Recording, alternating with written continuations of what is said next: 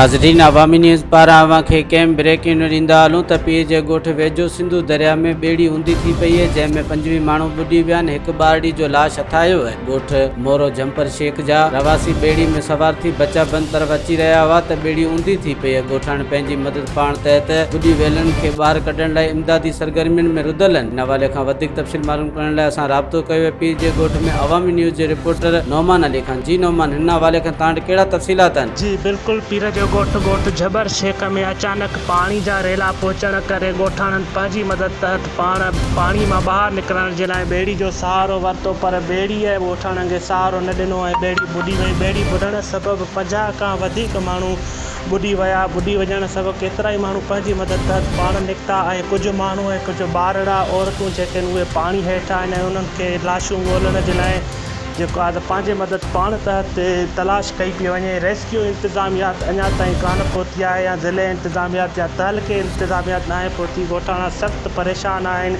ऐं तमामु घणा हिते ॾुखाईंदड़ मंज़र आहिनि ऐं रुख हारींदड़ मंज़र नज़र अची